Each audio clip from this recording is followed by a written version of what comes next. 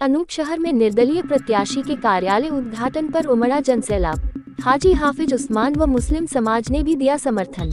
बुजुर्ग लोग वॉकर की सहायता से पहुंचे उद्घाटन में। वही बारिश में भीगते खड़े लोग भी आए नजर।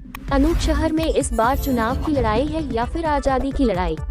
आपको बता दें कि अनूप शहर में इस समय गर्मा गर्म चुनावी माहौल चल रहा है। रविवार की शाम अनूप शहर में निर्दलीय प्रत्याशी ब्रजेश गोयल जी के कार्यालय का उद्घाटन था, जिसमें सर्व समाज का जनसैलाब उमड़ा हुआ था। अगर लगभग आंकड़ा बता दे तो वहां 3 से 4 हजार लोगों की संख्या उद्घाटन में थी। बारिश का मौसम हो रहा था, ऊपर से बारिश हो रही थी, परंतु भीगते हुए लोग उद्घाटन में खड़े हुए थे। जगह मानो कम पड़ गई थी। जो लोग चल नहीं सकते थे वह किसी का सहारा लेकर आए थे या वॉकर की सहायता से लोग आकर उद्घाटन में खड़े हुए थे। अखिल भारतीय पूर्व सैनिक संगठन ने भी ब्रजेश गोयल को समर्थन दिया। हिंदू मुसलमान अन्य जाति के सभी लोगों ने ब्रजेश गोयल को समर्थन दिया। इतना ही नहीं, भाजपा के कुछ लोग भी वहां मौजूद थे जो ब्रजेश गोयल को समर्थन दे रहे थे। आप वीडियो में देख सकते हैं कि किस प्रकार जनता में आक्रोश छाया हुआ है और सबका कहना यही है कि इस बार अगर ब्रजेश गोयल जी जीतते हैं तो नगर में विकास अवश्य होगा। पहली बार चुनाव में देखने को मिल रहा है कि पूरी जनता एक हो गई है। जनता के इस जनसैलाब को और जनता के इस विश्वास को देखकर आजादी की लड़ाई की याद आ जाती है कि किस तरह देश की जनता ने एक होकर अंग्रेजों के विरुद्ध लड़ाई लड़ी थी। शायद आज वही लड़ाई ब्रजेश गोयल जी लड़ रहे हैं। अब यह तो आने वाले चुनावों का परिणाम ही बताएगा कि आखिर जनता किसको कितना सपोर्ट दिल से कर रही है और जनता किसको अपने नए चेयरमैन के रूप में चुनती है। अनूप शहर की इस स्थिति को देखकर यह कह पाना मुश्किल हो रहा है कि यह चुनाव की लड़ाई है या फिर आजादी की लड़ाई।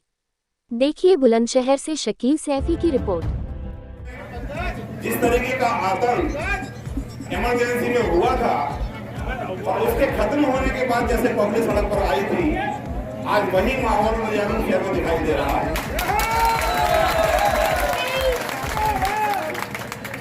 साथियों, जिस तरीके के शब्द अपशब्द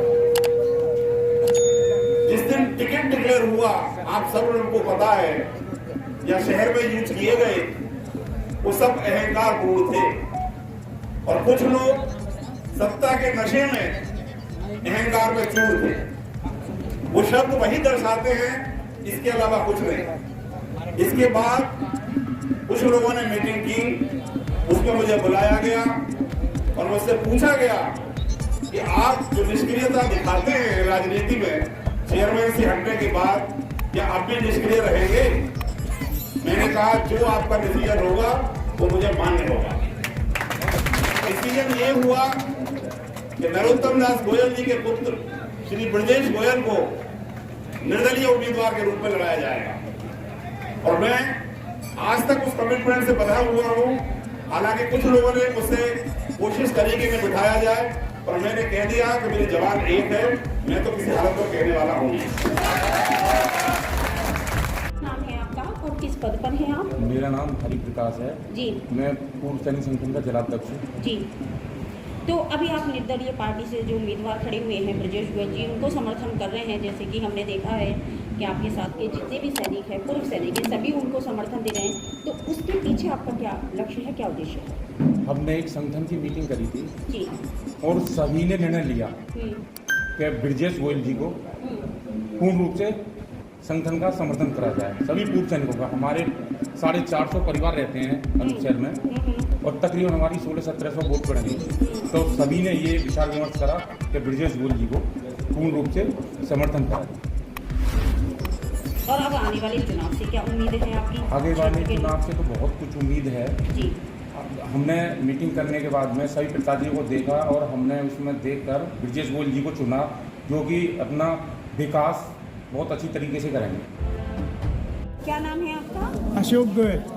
अभी जो ये प्रत्याशी जो निर्दलीय पार्टी से खड़े हुए हैं ब्रजेश गोयल, तो अभी देखने को मिला कि सर्व समाज उनके साथ है, तो इसके बारे में आप क्या कह रहे हैं? इस समय पहले चेयरमैन गोपाल शर्मा से लोग त्रस्त हैं, उनके कार्यकलापों से सब लोग त्रस्त हैं।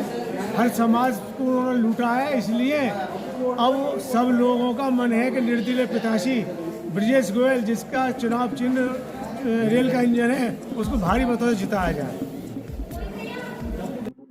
क्या नाम है आपका और आप किस पद पर रहे हैं?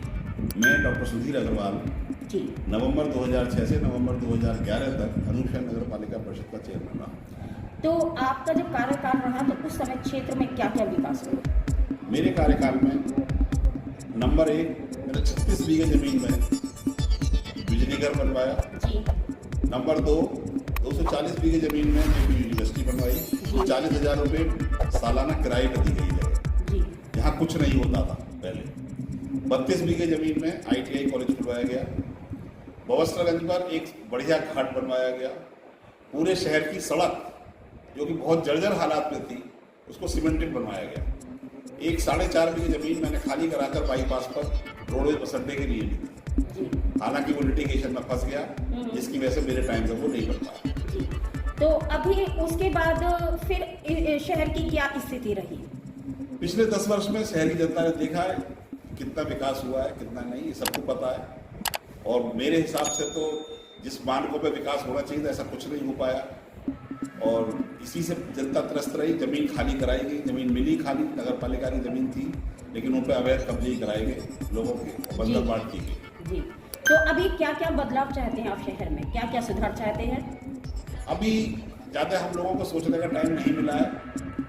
हम सोचेंगे, विकास करेंगे और ये पक्का है कि शहर का विकास किया जाएगा, इसका कोई डाउट नहीं है। लेकिन बेकार के वायदे अभी हमने नहीं करने, करके दिखाना।